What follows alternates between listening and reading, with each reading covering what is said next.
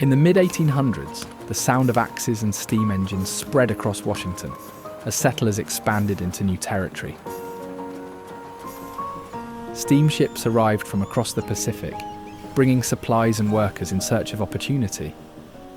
Logging camps and forts appeared along the coast, shaping the region's first settlements, but many vanished within decades, consumed by fire, isolation, and neglect. A few traces remain, built, abandoned, and almost forgotten. At Fort Nisqually, weathered walls mark one of the earliest trading posts, where merchants and travellers crossed paths at the edge of expansion.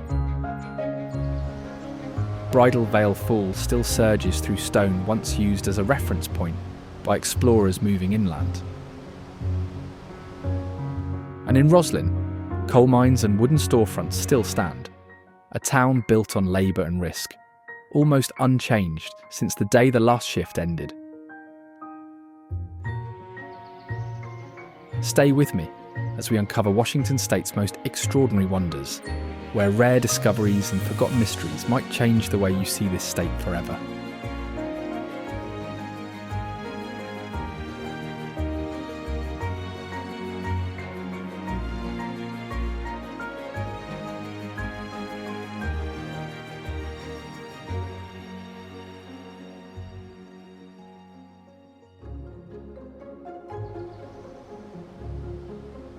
Palouse Falls is made of thick layers of volcanic rock called basalt, formed by lava flows that cooled and hardened over time.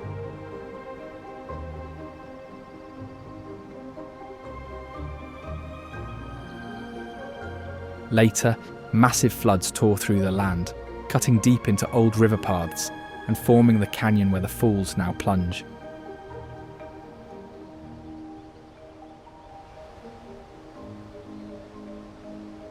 Every second, thousands of gallons crash over the edge, enough to fill an Olympic swimming pool every minute.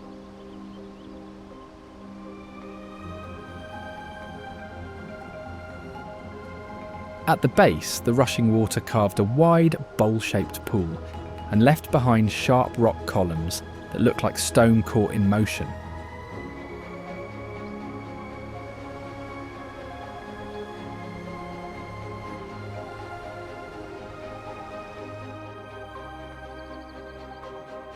Living among these cliffs are yellow-bellied marmots that spend most of their lives asleep underground.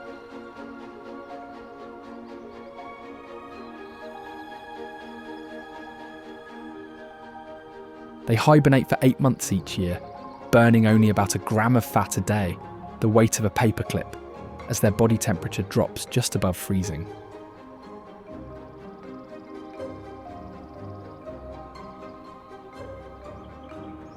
When danger comes, they let out a sharp whistle so loud that it echoes across the cliffs, warning others to rush into their burrows.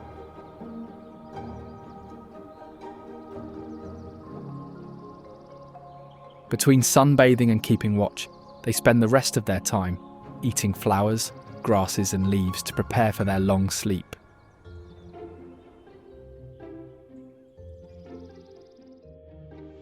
Roslin began as a coal town that supplied fuel for trains and grew into one of the most diverse mining towns in the West as workers arrived from many countries. Beneath the town, old mining tunnels still stretch for miles that form a hidden maze underground. The state's oldest bar has a floor trough with running water to wash away tobacco spit, and beneath it, secret tunnels to a former bordello still give visitors chills. Mine explosions took the lives of many workers, and some were never found after flames swept through the shafts. When coal mining ended, workers left behind massive amounts of coal still buried under the town, enough to power the entire region for decades.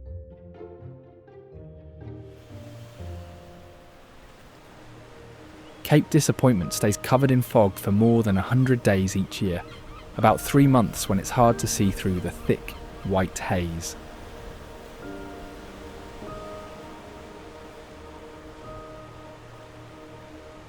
Thousands of ships have sunk trying to cross the sandbars at the river mouth, earning this spot the nickname Graveyard of the Pacific.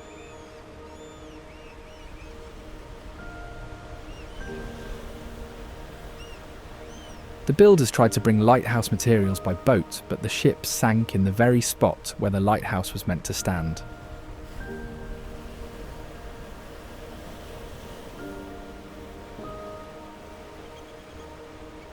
They added a large fog bell to warn ships when the light was hidden by mist, but the waves were so loud that sailors couldn't hear it.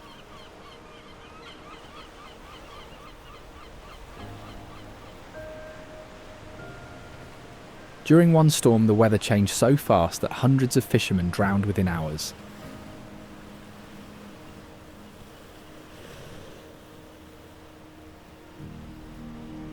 The Coast Guard station here runs the busiest ocean rescue school on the entire coast because the water remains just as dangerous.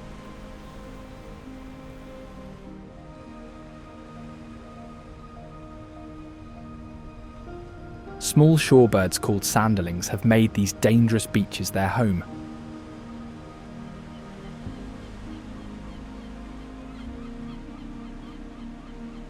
They travel incredible distances each year, flying from one end of the world to the other.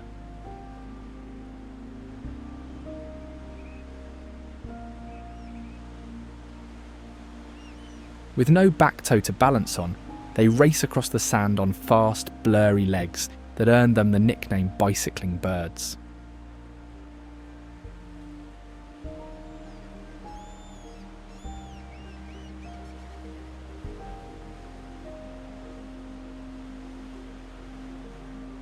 When the waves roll in, they poke their bills into the wet sand like tiny slot machines, hoping to find food hidden below.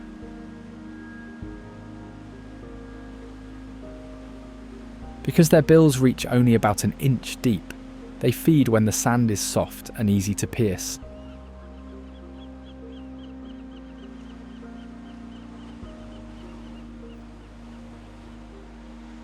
In winter, they turn nearly all white except for a small black patch on the shoulder, as if wearing a black scarf on a white coat.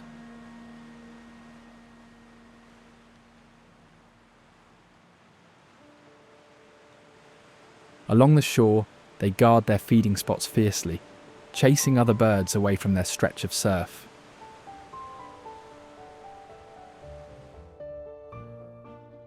Leicester began as a stop, where steam trains filled up on coal and water before heading over the mountain pass, like a gas station in the middle of nowhere.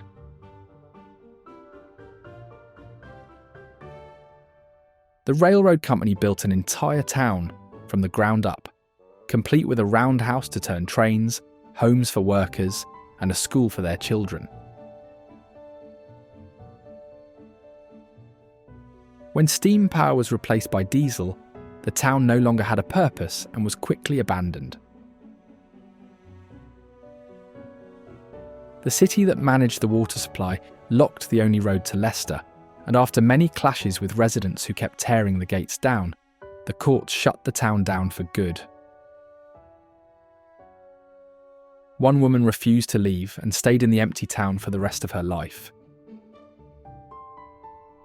The town now lies abandoned and closed to the public, with its buildings gone and only concrete foundations and rusted relics slowly being taken over by the forest.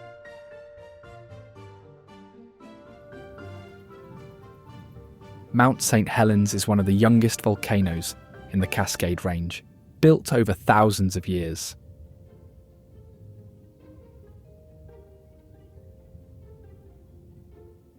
During the eruption, the entire north side of the mountain exploded sideways instead of straight up and flattened everything in its path.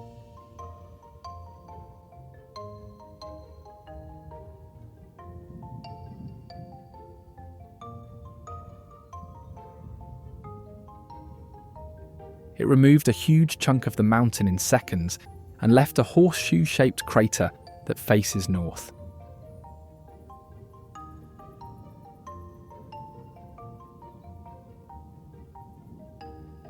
Soon after, hot mud and melted snow rushed down the slopes, carrying trees and boulders for miles and burying entire valleys.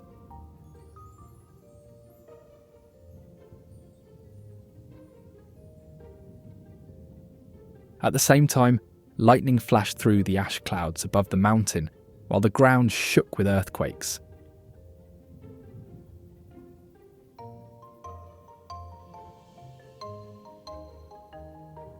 Over the years, the blast zone became a natural laboratory where scientists watched life slowly return to ground, once scorched and lifeless.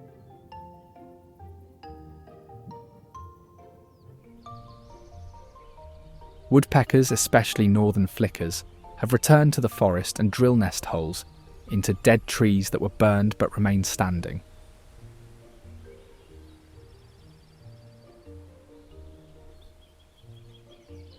After the eruption, these birds moved into the scorched, hollow trunks because no others wanted to compete for them.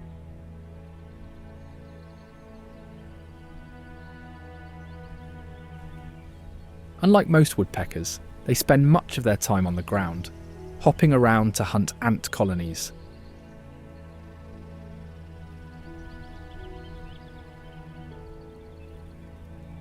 Their tongues shoot out over 2 inches past their beaks, coated in sticky saliva, allowing them to slurp up ants like a natural fly trap.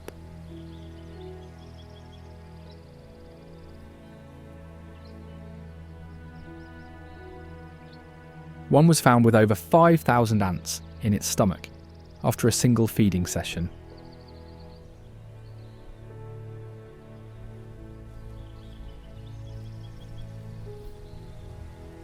They even lie over ant mounds, letting thousands of ants crawl through their feathers to use the insect's acid as a natural bug killer and body cleanser.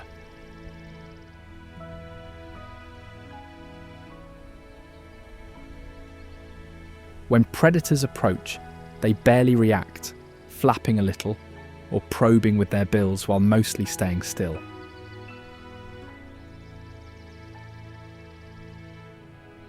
Northern flickers either stay through winter and switch from eating ants to fruits and seeds, or migrate south while others from farther north arrive to take their place. The Wrigley brothers, the same family that built a chewing gum empire, bought the mine and poured their candy money into digging gold out of the ground. Soon after, the original town moved down the road when miners found richer gold deposits, leaving the first body behind, while locals say the creek still carries tiny flakes of gold from the hills.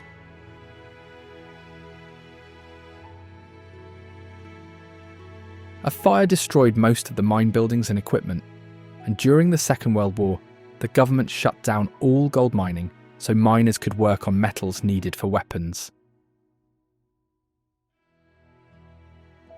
The gold vein runs far below the surface, but miners only took a small part before the operation closed, leaving buildings to rot and tunnels sealed underground.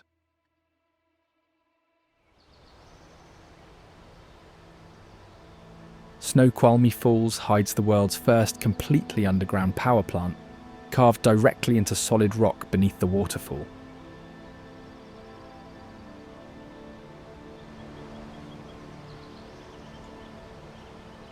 Workers blasted out a massive cave under the ground and installed machines that turned falling water into electricity.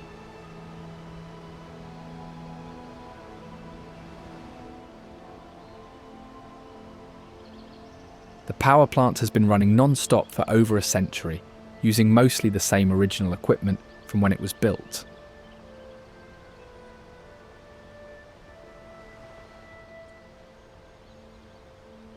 Water drops down through a vertical pipe taller than a 28-storey building, before smashing into turbines that spin and create power.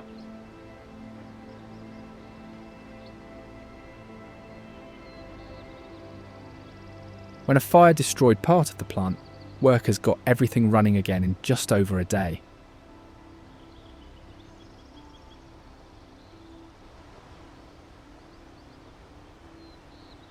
The waterfall stands taller than Niagara Falls, but almost nobody outside the region knows about it.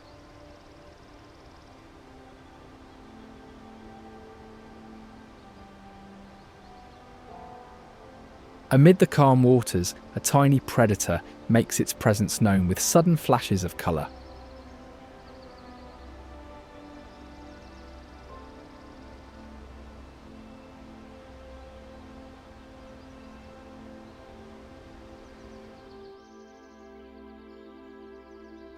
Up close, what looks like plain brown feathers from afar transforms into a mix of dark green, maroon, grey and chestnut, with bright orange legs that stand out like traffic cones. During late summer and early fall, most of them breed in the area, taking advantage of abundant food and safe places to nest and stay through the winter.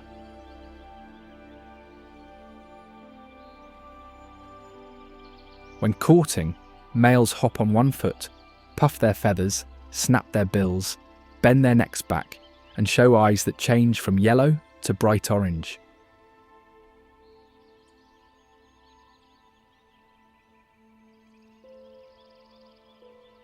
They are skilled hunters, dropping bread, feathers, or insects onto the water to lure fish and snatching them when they come close.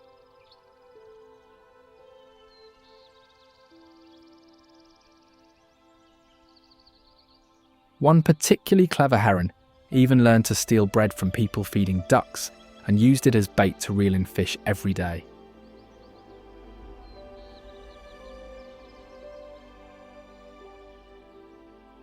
They can dive completely underwater to reach fish swimming too deep for their short necks, and their diet also includes dragonflies, damselflies, crayfish, frogs, snakes and mice.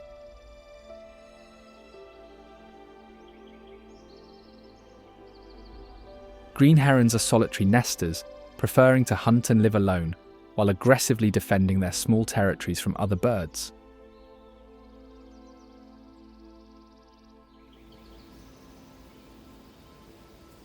Diablo Lake, a man-made reservoir, gets its bright turquoise colour from glacial flour, an ultra-fine rock dust ground by glaciers that floats in the water for a long time.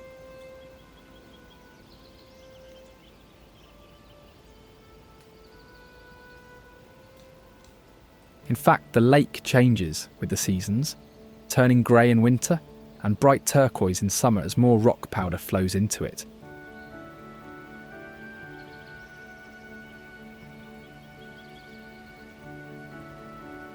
It also sits high in the mountains, stretches for 5 miles, and reaches depths over 300 feet.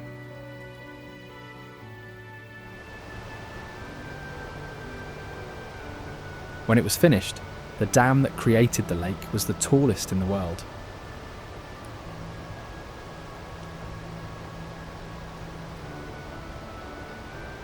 The dam was carved into a narrow canyon with towering granite walls, and builders faced one of the toughest engineering challenges of the time, because the remote location had no roads for transporting workers or materials.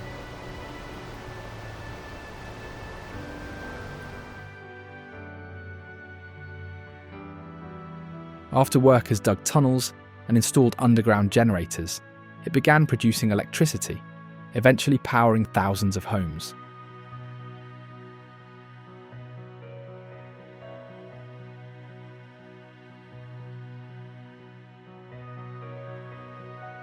Govan grew quickly when workers discovered a huge sandbank the railroad needed for construction, and the town became headquarters for gravel operations almost overnight.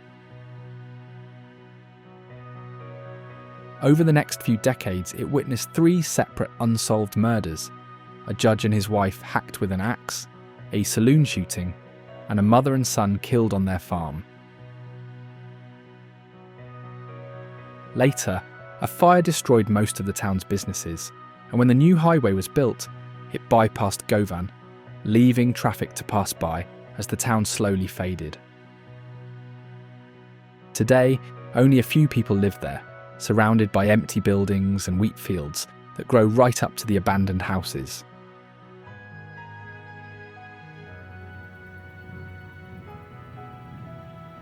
Mount Baker is a stratovolcano, shaped by countless eruptions over thousands of years, and it still vents steam from a crater near the summit.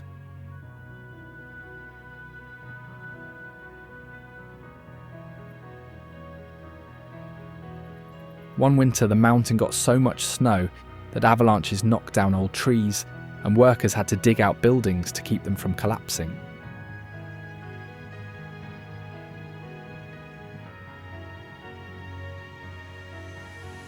In the late 1970s, the crater began melting through its ice cap and spewing massive steam clouds, alarming scientists who feared an eruption.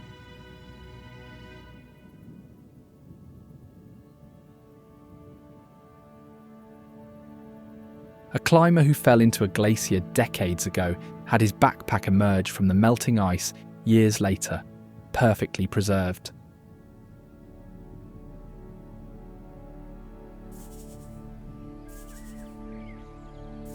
In the valleys below, that steady flow draws garter snakes that hunt for frogs and salamanders along the icy banks.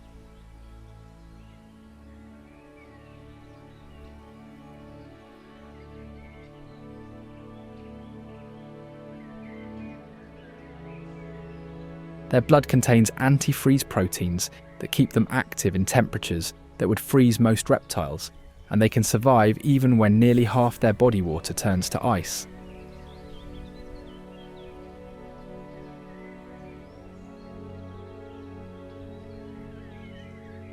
These snakes can eat poisonous newts strong enough to kill a person, keep the toxins in their liver, and become poisonous themselves while also carrying venom.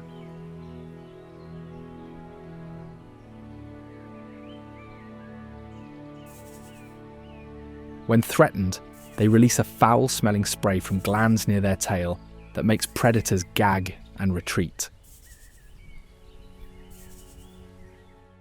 Port Gamble was designed to look just like a town in Maine, so New England workers would feel at home, even bringing tree cuttings from across the country to plant along the streets. The sawmill ran non-stop for longer than any other mill in the nation, over a century, without closing its doors.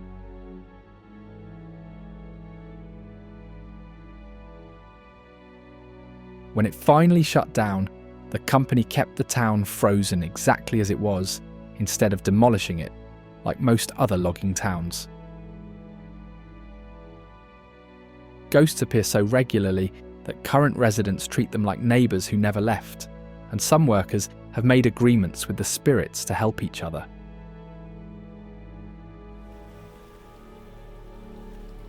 Cape Flattery is the oldest place in Washington that still keeps its original name, which came from the false hope of an explorer who mistook the mouth of a dangerous channel for a safe harbour.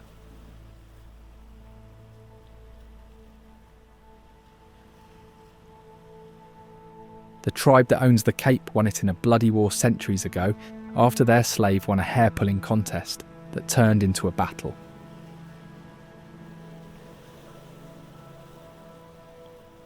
A tribal legend says the ocean once dried up for days, then came rushing back as hot water that covered the cape and swept people in canoes hundreds of miles away.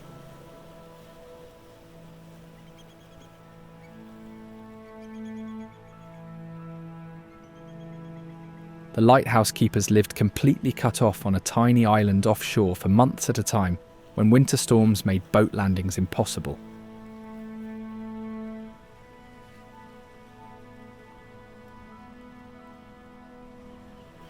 From the cliffside viewing platforms, visitors often see orcas swimming past Cape Flattery, hunting for fish along the rocky shore.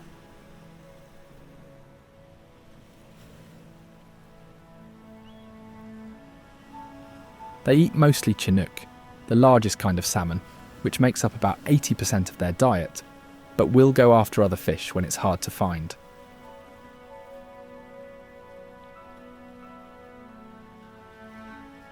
Because they need hundreds of pounds of salmon each day to survive, roughly the weight of a large adult human, they spend much of their time searching for food.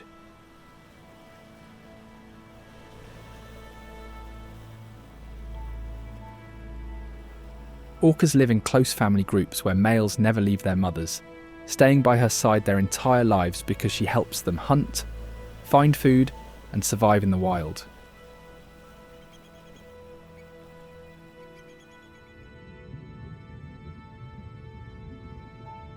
Within these tight-knit families, each group has its own language, made of squeals and whistles, like an accent no other pod uses, and babies learn to speak by copying their mother's calls.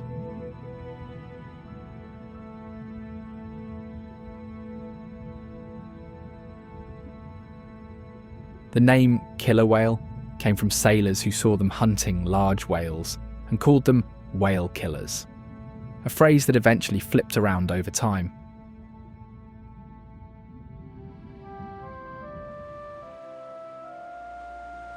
Along the narrow strip of rocky coastline, only a few thousand black oystercatchers survive, rarer than many endangered species, yet still holding on.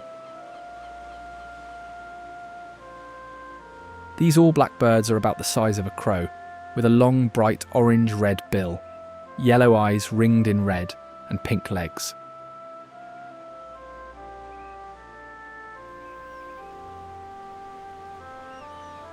Despite their name, they almost never eat oysters. They prefer mussels and limpets instead, and usually ignore the food they're named after.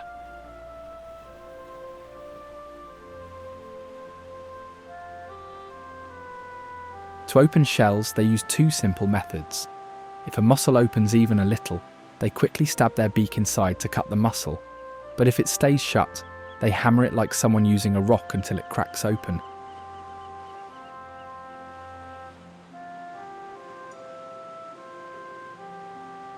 Males can be told apart from females by their eyes. Females have speckled patterns in their irises, while males have nearly clear eyes.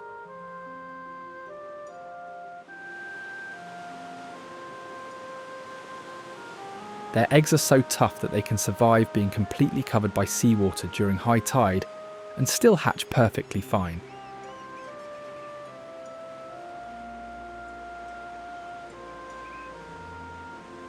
Parents take turns caring for the chicks. While one feeds in the tide pools, the other stands guard, switching places each time the tide changes.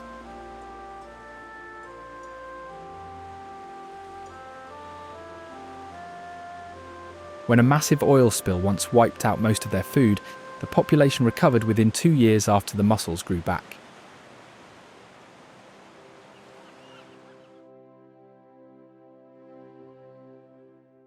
Colchuck Lake's name comes from old trading language words meaning cold waters, but the people who named it probably used the wrong dictionary and might have confused ice with cold.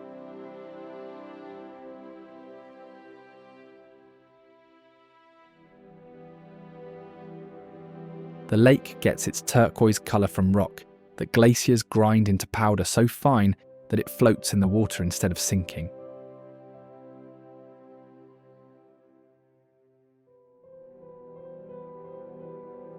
Getting a camping permit here is harder than getting into most colleges. Only a few hundred people are chosen from thousands of applicants each year.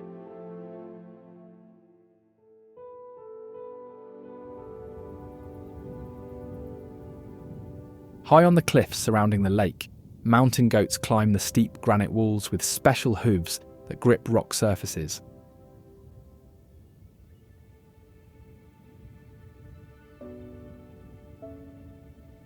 They aren't actually goats. They're more closely related to antelopes, which means they've been misnamed this whole time.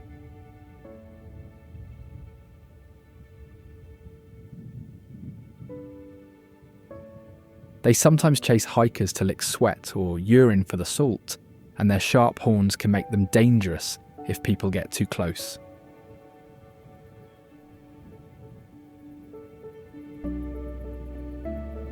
Baby goats can walk on cliff edges within hours of being born, but half of them still fall to their deaths or get killed by predators before their first birthday.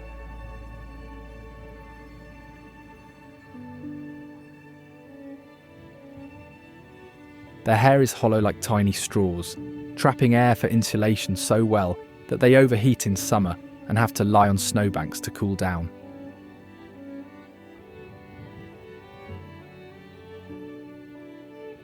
When winter buries everything in snow, they migrate downhill, not to find food, but to find windy cliff ledges, where the wind blows the snow away, so they can reach bare ground.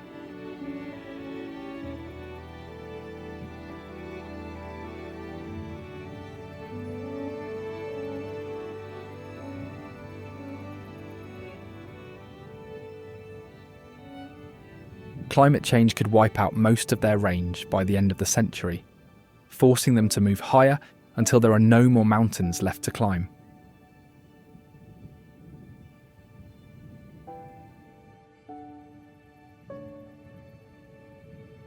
Just below where mountain goats graze, hoary marmots take over the rocks, whistling loud alarm calls that echo across the slopes when danger approaches.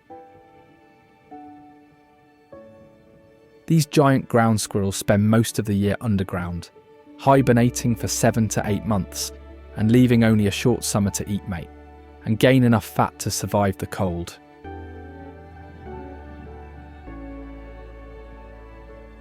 During that time, they have to almost double their body weight and stay in their burrows when it rains, since wet fur won't keep them warm, and even the summer chill can be dangerous.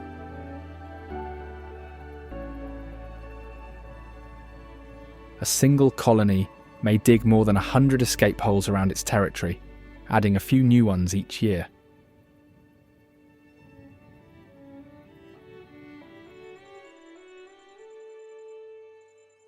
Fort Nisqually began as the first European trading post in the Pacific Northwest and later shifted to farming, raising livestock and crops to sell abroad. After the company moved the fort, a worker stayed behind, became a citizen, lived there his whole life, and his letters are now the main source of what really happened.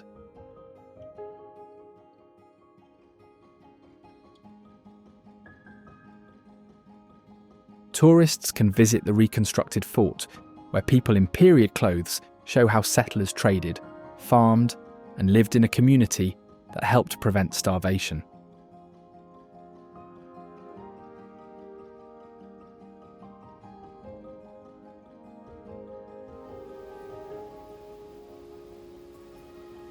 Chuckanut Drive is a scenic coastal road carved out of cliffs that hang over the ocean, and it is one of the most beautiful yet dangerous routes to drive.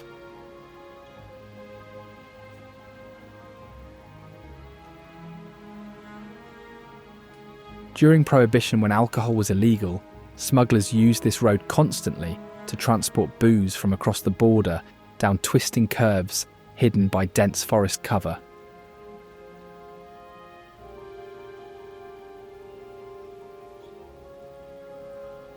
The cliffs are so unstable that a huge rock slide once dumped thousands of tons of debris onto the road, closing it for almost 2 months while crews made the slope safe.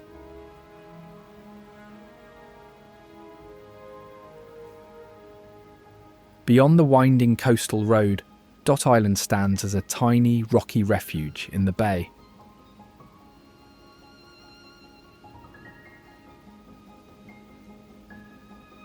The sandstone on the island forms honeycomb patterns called taphony, with holes carved by waves, wind, and chemical weathering.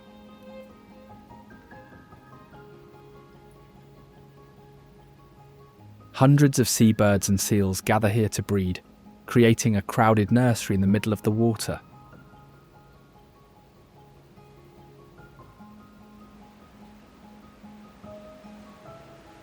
Yet even in this chaos, the tiniest travellers still find space, the dunlins.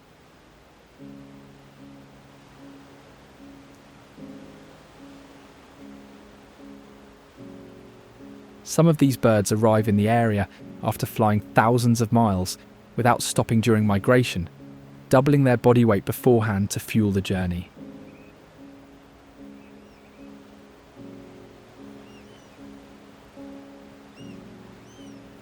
Their bills curve downward like tiny bent needles, letting them probe far into the mud for worms, tiny crabs and mollusks.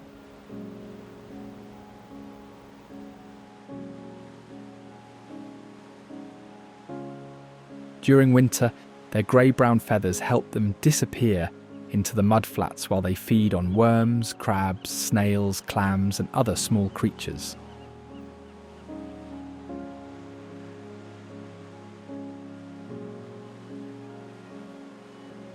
When danger strikes, dunlins stick together in tight groups, so predators struggle to single out a target.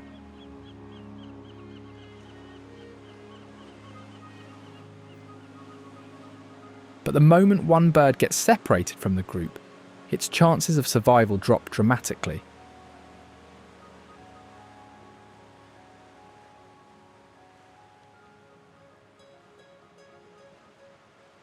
Predators wear them out with fake attacks, causing them to flee repeatedly until they are too tired to escape the real strike.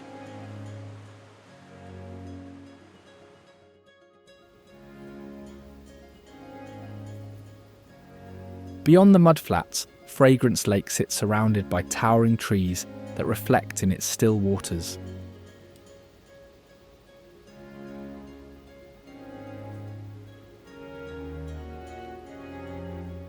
The name comes from the smell of pine and bark that gets trapped in the bowl-shaped area when wind blows through.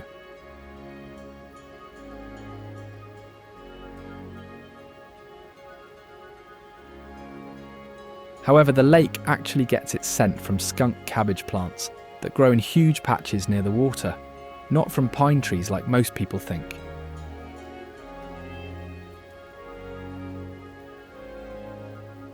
The rock underneath the lake actually folds like a giant U, which creates one of the few spots where people can walk across the bend of folded stone.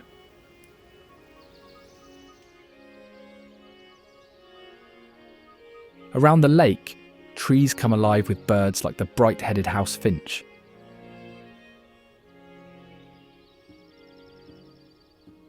Males have bright red heads and chests, while females are plain brown with blurry streaks, giving them a very different appearance.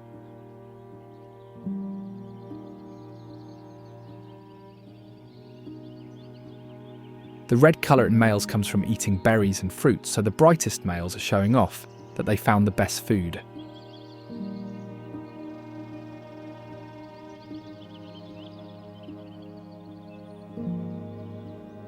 On hot days, they can drink more water than their entire body weight, getting most of it from juicy fruits instead of drinking directly.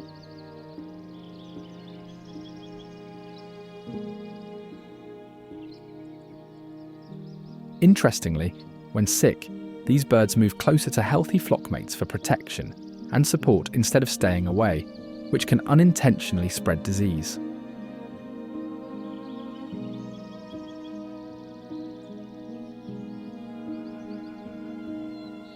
When they sense danger, house finches freeze completely still, for up to 10 minutes, not even blinking while predators search for movement.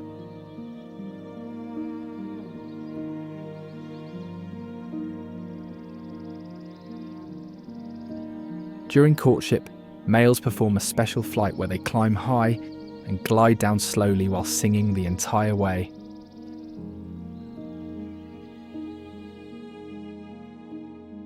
Two brothers once walked right past gold in the creek without noticing it, but 6 years later they returned and realised they had been standing on a fortune.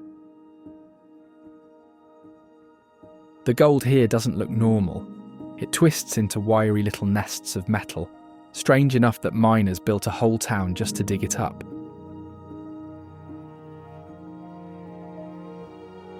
When gold ran out, most people left, but a few stayed, and the government tried to remove them over missing town records. Yet a dozen residents still live among the old buildings today.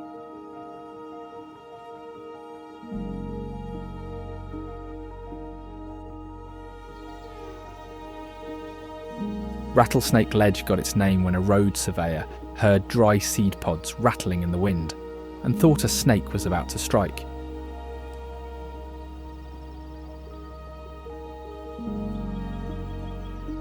Now it's one of Seattle's favourite hikes, easy for beginners yet offering views that look straight out of a movie.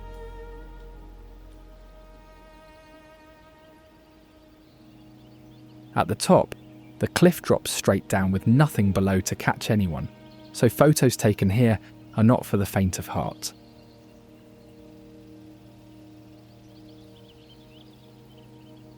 And while most hikers stop at the first lookout, two more hidden ledges wait higher up, quiet, untouched, and worth every step.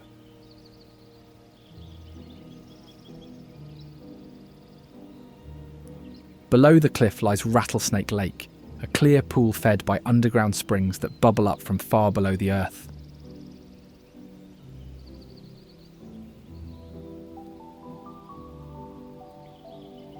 Long ago, a town called Moncton stood on this very spot until water from an upstream dam seeped through the ground and flooded everything.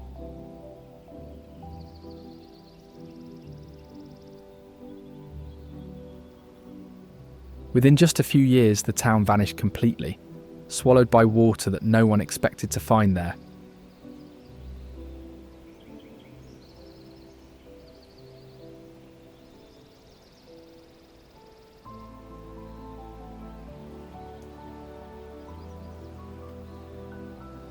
Its clear water and calm shores draw fishermen, kayakers, and visitors who relax or test their balance on slacklines by the grass.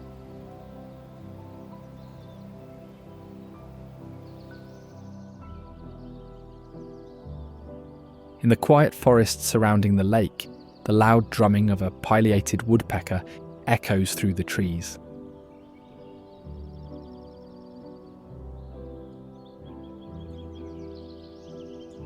Nearly as large as a crow, this woodpecker stands out with a flaming red crest that sticks up like a mohawk.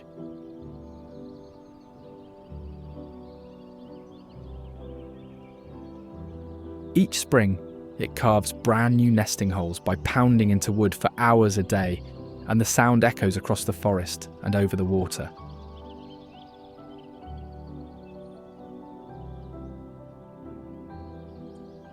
The force of each strike is so strong that its head endures impacts powerful enough to knock a human unconscious.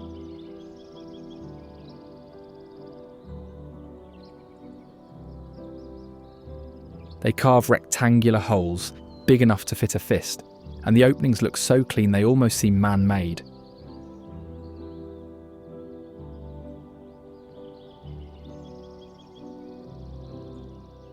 Inside those hollowed trees, baby woodpeckers stay for over a month, while both parents feed them insects until they're ready to fly.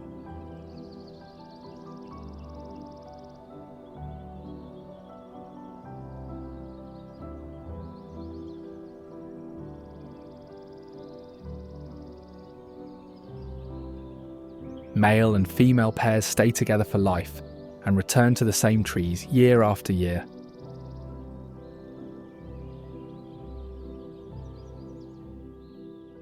A rich investor from a big beer company poured his fortune into building Molson in the middle of nowhere, betting it all on gold.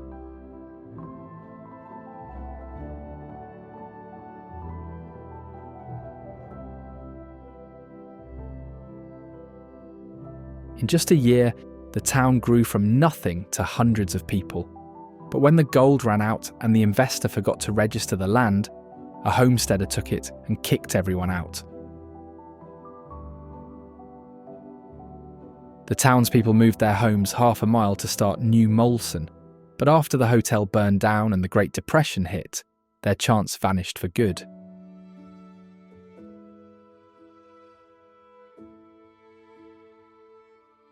Visitors can still walk through the old streets and buildings, where the ghost of the gold rush lives on in every creak of wood.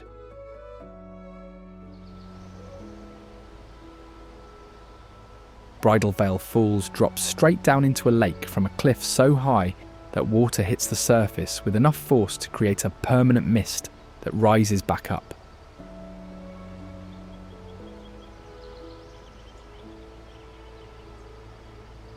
The waterfall splits into layers as it falls, getting thinner at each drop, until it looks exactly like a delicate wedding veil falling off a cliff.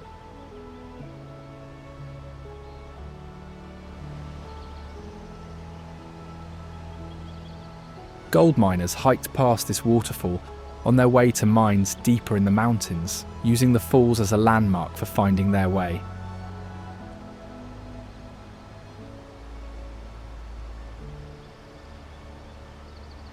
The rocks and lake at the bottom stay so cold and wet that they're slippery all year long, and ice forms on surfaces even in mild weather.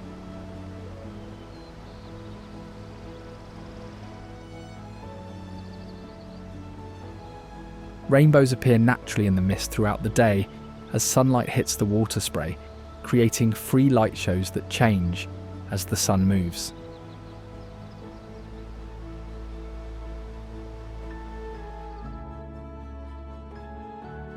Monte Cristo was built after miners discovered gold and silver, and about 1,000 people quickly arrived to build a full town with saloons and shops.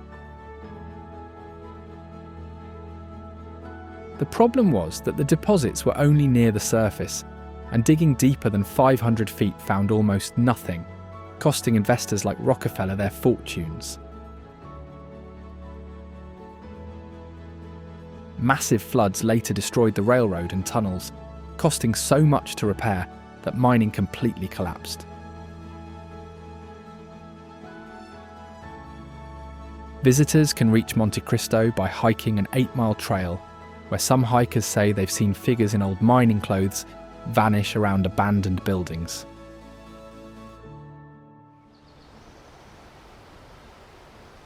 Spokane Falls rushes through the city in powerful cascades that have powered the region for over a century.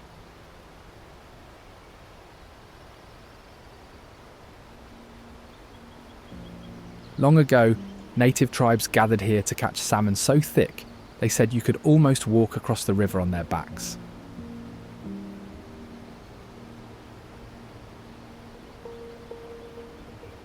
The falls are surrounded by buildings and power plants, but muskrats still live among the rocks and along the rushing water.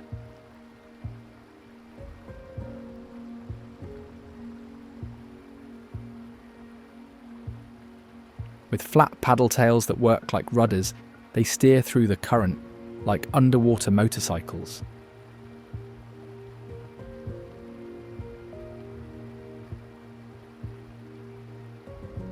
They can stay underwater for long stretches, diving to find food and construct hidden homes.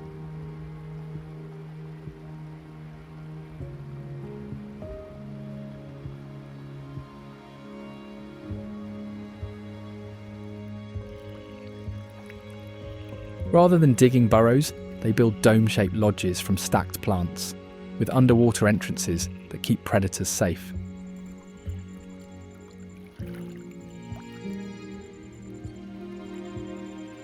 Baby muskrats grow up fast and can start families of their own within 2 months, turning one pair into a big colony in just a year.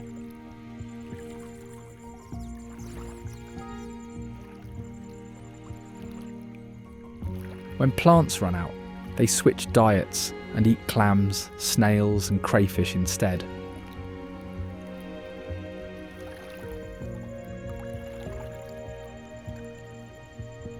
Even in winter, they stay active under the ice, swimming through tunnels and eating from their hidden food stores.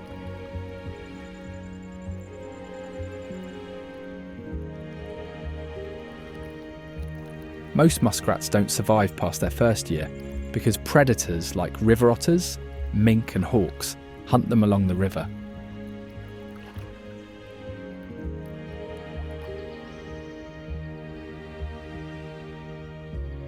Lime Kiln Trail is one of the creepiest hikes around, with a 20-foot stone kiln, buried in moss and ferns and scattered ruins so eerie that locals call it a haunted hike, which attracts explorers to wander among them.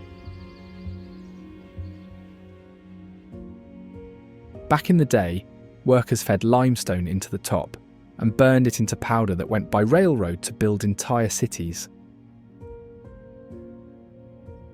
Eventually, the company ran out of material and firewood, abandoned the site, and let the forest take over.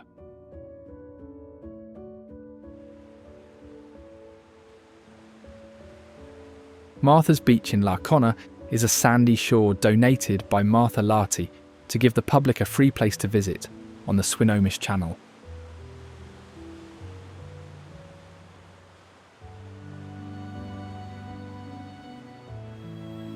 It has no lifeguards and is not safe for swimming, but dogs enjoy it, and families walk along the shore and watch boats pass by.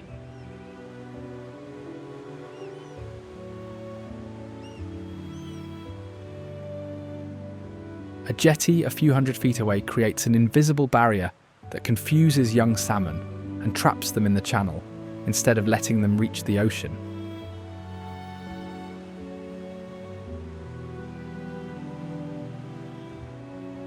Despite the salmon barrier, grey seals still hunt here and dive to catch fish in the narrow channel.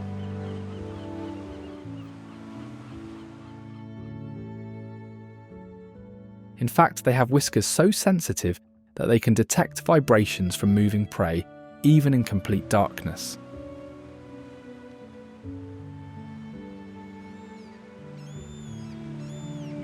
Additionally, their Roman noses, which resemble a horse's snout, give them the nickname horsehead seals and make each male instantly recognisable.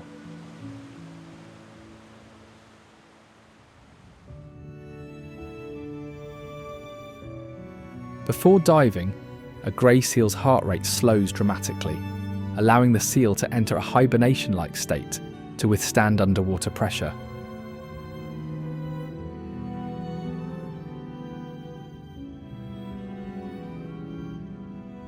Because their muscles store extra oxygen with a protein called myoglobin, grey seals can dive very far and stay underwater for several minutes.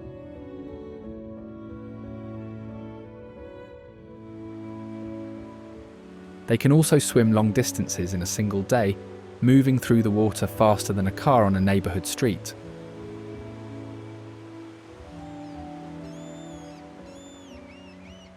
Moreover, their flippers have a heat exchange system, like a car radiator, with veins wrapped around arteries to recycle warmth, which lets them survive in freezing water without losing body heat.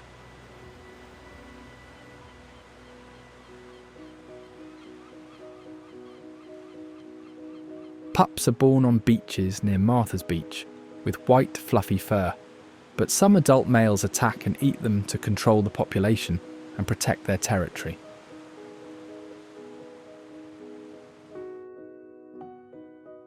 Winthrop was founded as a supply station for miners searching for nearby gold, but when the gold ran out, the town nearly vanished like many other mining camps. A massive fire destroyed most of the town, but the Duck brand saloon survived, and Winthrop stayed alive by becoming a cattle and logging hub for the region.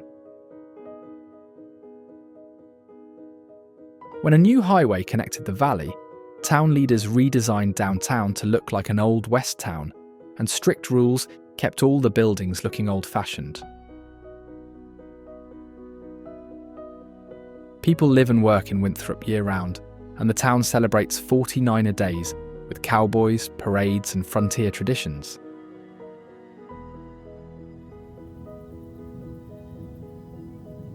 Olympic National Park has very different ecosystems: rainforest, glacier-covered mountains, and a rocky coastline, giving the park the feeling of multiple worlds in one.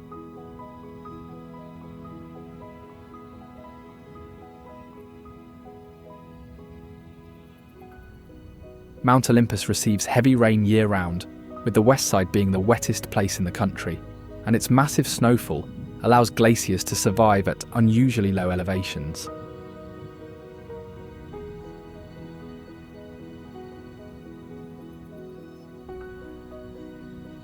Massive rock towers called sea stacks rise from the coast like natural skyscrapers, while the park's rainforest has trees so old and huge that some towers are taller than 20-storey buildings.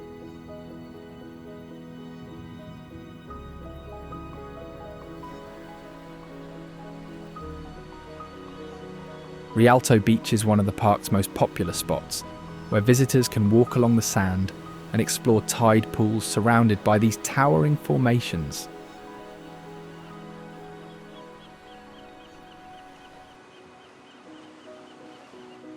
At the north end, a rock arch called Hole in the Wall can only be reached at low tide, so visitors need to watch the water or risk getting trapped.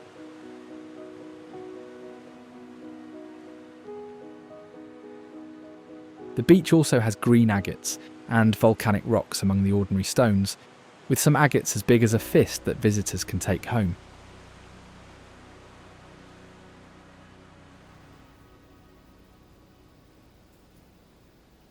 Northern pintails are a common sight along the beach, adding life to the coastal scenery, with their long, slender necks and pointed tails.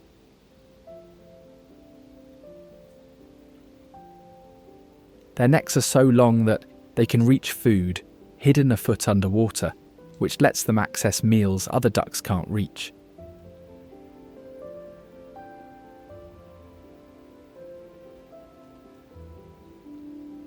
Males have brown heads with white stripes running up their necks, so they are easy to spot from far away, while females are camouflaged in mottled brown for safety.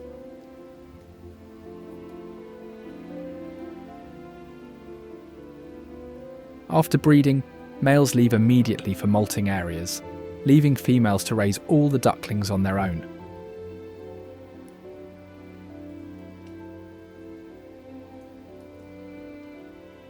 These ducks can fly faster than most other waterfowl, allowing them to escape predators like eagles and falcons along the rocky shore in seconds.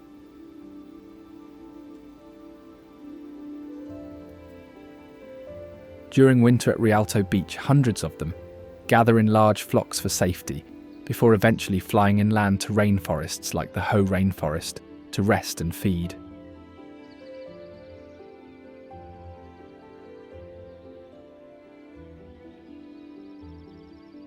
It receives so much rain that it feels like standing under a shower all the time, with some areas getting in one year as much rain as most places do.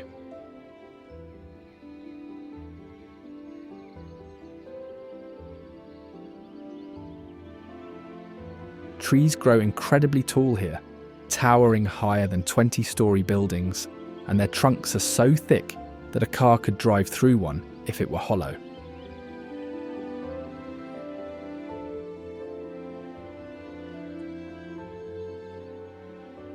When a giant tree falls, new ones grow directly on its decaying trunk, creating a nursery graveyard of life from the old tree.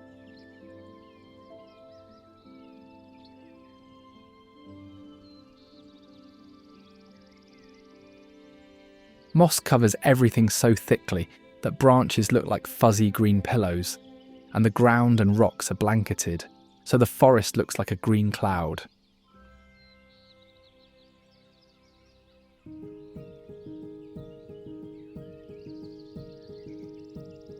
There's even a spot in the rainforest officially marked as the quietest place in the country, where you can hear your own heartbeat and the fall of a single droplet.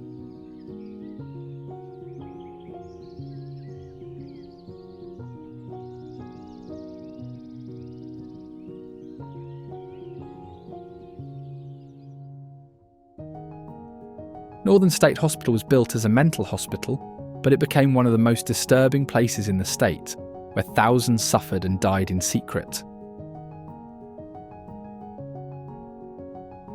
It didn't just treat mentally ill patients, it also imprisoned rebellious teenagers, depressed young adults, alcoholics and immigrants, locking up anyone society considered unfit.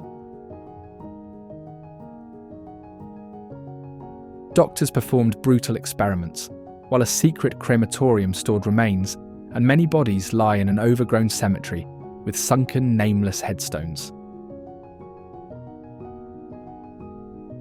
The hospital closed after the experiments were exposed, and today visitors report seeing a girl with a red ball, hearing voices, and feeling icy cold spots.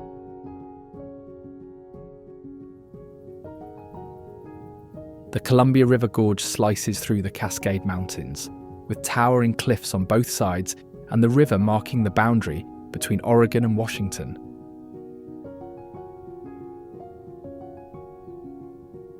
Over time, the river carved the gorge through lava rock and massive floods, and a huge landslide once blocked its path, so thousands of dead trees now stand underwater like ghostly reminders.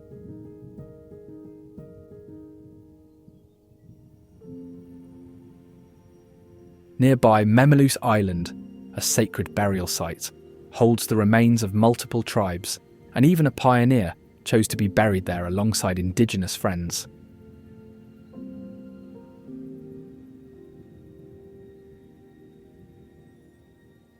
The gorge is also alive with wildlife, from bald eagles and peregrine falcons to shorebirds like greater yellowlegs, hunting along the river.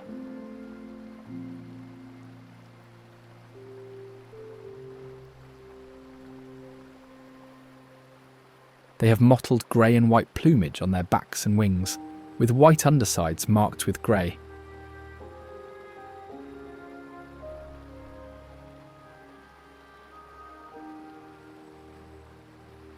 Their most distinctive feature is their long, bright yellow legs, which give the species its name.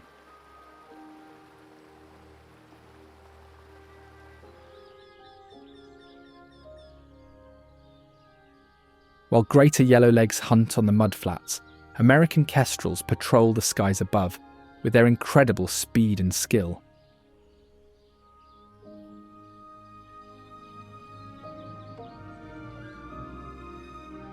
Despite their size, these birds are the tiniest falcons in the area, yet their feet are strong enough to grab prey twice their own weight.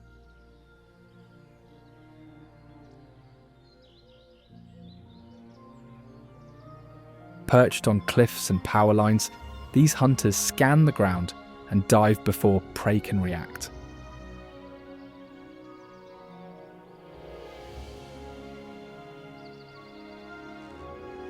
During courtship, males perform dramatic aerial displays, climbing high into the sky and then diving while screaming to show off territory and impress females.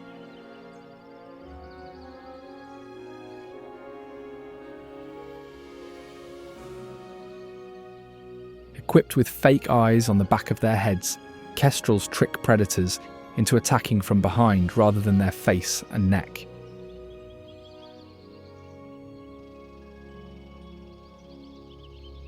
Rapid growth allows chicks to leave the nest within just a month, with parents feeding them constantly until they can hunt on their own.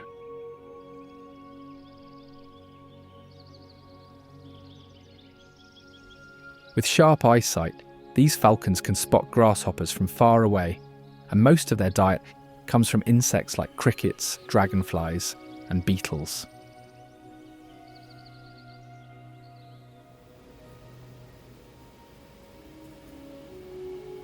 Lake Chelan stretches through the mountains like a glacier-carved canyon, ranking as the nation's third deepest lake.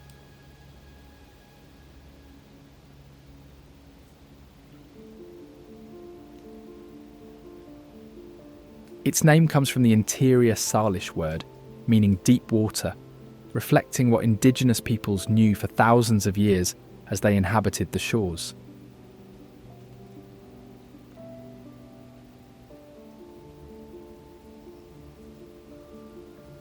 They told stories of a mysterious monster dwelling in underwater caves, and later settlers added tales of strange waves and enormous fish.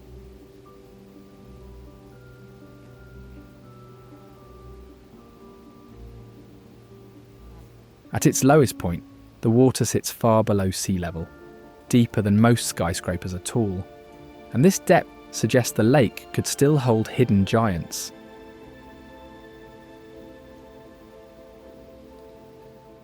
Mika Mansion was built by the hop king of the world, using his wealth from hop farming to leave their log cabin and satisfy his wife's taste for luxury in a 17-room Victorian home. The mansion was ahead of its time, with hot and cold running water on all 4 floors, before the city had electricity or indoor plumbing, and an Italian artist spent a year painting the ceilings.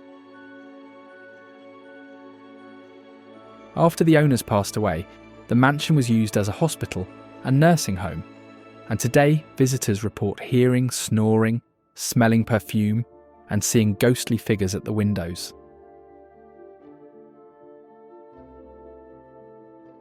The mansion is especially active during weddings and parties, where the ghosts reportedly appear together, as if still hosting the gatherings.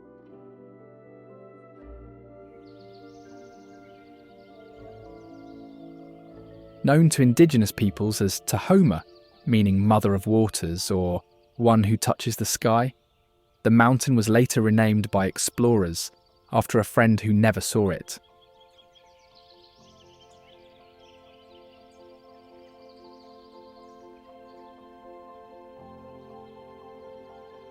Mount Rainier is an active volcano over 14,000 feet tall, covered in 25 glaciers, and scientists worry it could erupt because of molten rock beneath it.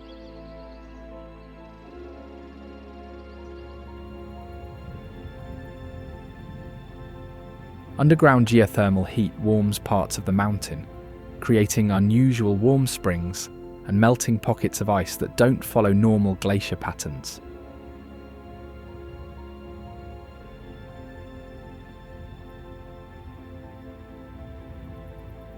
The glaciers are melting rapidly, and researchers track them to study climate change, with some shrinking hundreds of feet each year.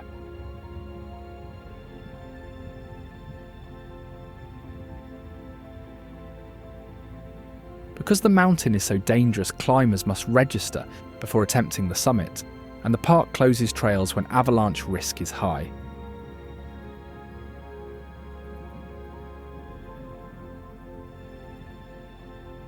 Surprisingly, more people die on Mount Rainier each year than on Mount Everest, even though it's much shorter, because climbers often underestimate its dangers.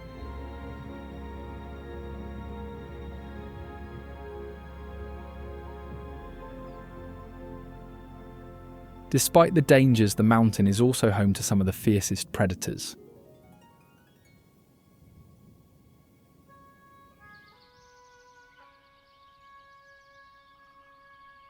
Once vanished from Mount Rainier for over a century, wolverines returned in 2020 when the first breeding female in decades was spotted with her 2 kits in the high alpine terrain.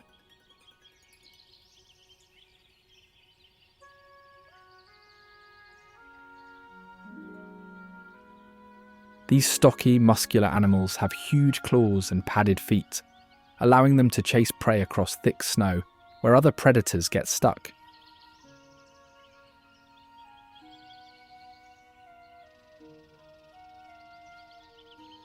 They are fearless and strong, sometimes stealing kills from much larger black bears or taking down prey bigger than themselves.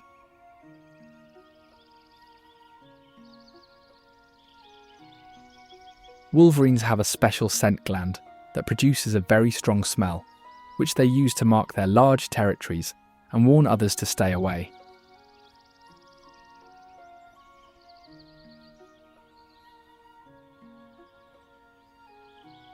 Babies are tiny at birth, weighing less than a pound and hidden in snow dens, but they grow quickly by feeding on the skills their mother provides.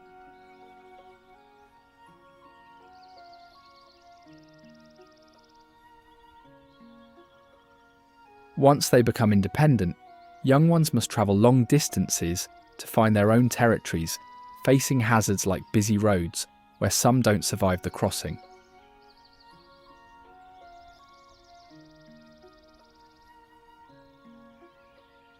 Beyond their roaming grounds, Melmont tells a different story of life long past. Melmont was a coal mining town where hundreds of people lived in rows of cottages, digging coal to fuel a railroad company's locomotives across the region. The town's economy collapsed when the railroad switched to diesel, forcing the mine to close and leaving families without work. A forest fire later destroyed most of the town's buildings, and hikers now report seeing a shadowy boy and hearing mysterious voices among the ruins. Buried under soil and forest, only scattered debris and broken foundations remain, like the red-breasted nuthatch hiding among the trees.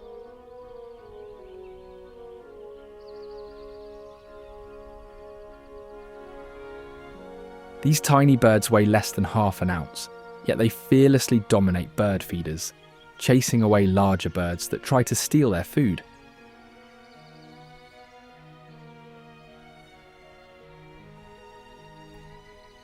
In addition, they climb down tree trunks head first, using only their feet and tail, and move at impossible angles, like tiny acrobats performing in the forest.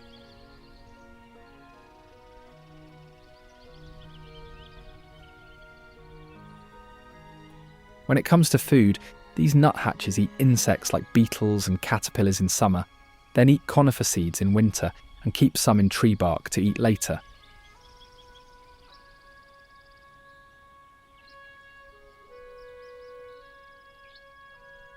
They also make a distinctive nasal yank call, like tiny metal horns honking through the forest, and their populations have grown in the conifer forests of Mount Rainier.